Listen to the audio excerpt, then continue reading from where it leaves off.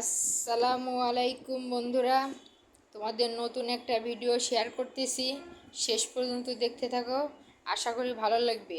দেখো, ছোট ছোট চিংড়ি মাছ দিয়ে দিলাম। এবার এটা ভালো করে ভেজে নেব, কারণ আগের থেকে যদি হলুদ লবণ দিয়ে দিই তাহলে এটা পানি ছাড়লে কড়াইতে লেগে যাবে। এজন্য আমি আগের থেকে একটু ভেজে নিচ্ছি। দেখো, লাল হয়ে গেছে। চিংড়ি মাছ যত ভাজা হবে তত মজা হবে। এবার কাঁচামরিচ দিয়ে দিলাম। কাঁচামরিচ আমার পছন্দ। লবণ,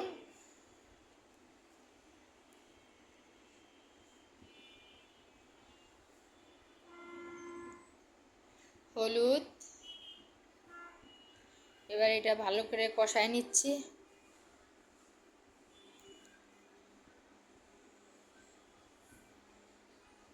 দেখো, সুন্দর করে কষানো হয়ে গেছে। এইবার দেখবা মজা, কলমি শাক। কলমি শাকে ভাজির থেকে ঝোল করে খেয়ে দেখো। অবশ্যই বাসায় একদিন ট্রাই করে দেখো।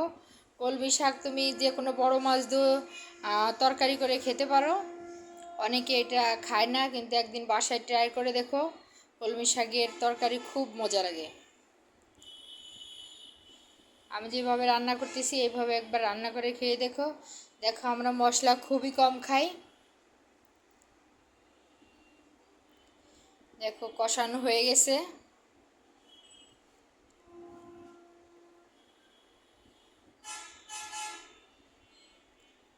এখন আমি একটু মশলা দিয়ে দিচ্ছি। এই মশলার ভিতরে আছে জিরে, পেঁয়াজ আর রসুন। আগের থেকে ভেজে রাখছিলাম, এগুলো দিয়ে দিলাম। শাক যেহেতু ভালো করে কষানোতেই তরকারি মজা হয়, কষানো হয়ে গেছে। এখন অল্প একটু পানি দিয়ে দিছি।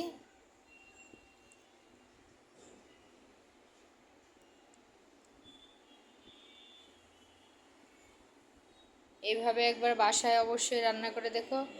দেখো বন্ধুরা, রান্না শেষ।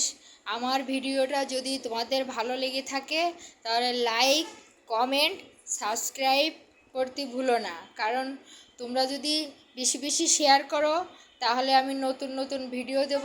কারণ আমি প্রথম এগুলো করতেছি, আগে পরে কোনো দিন করিনি। তোমরা যদি পাশে থাকো তাহলে আমি অনেক ভিডিও দিতে পারবো। ওকে।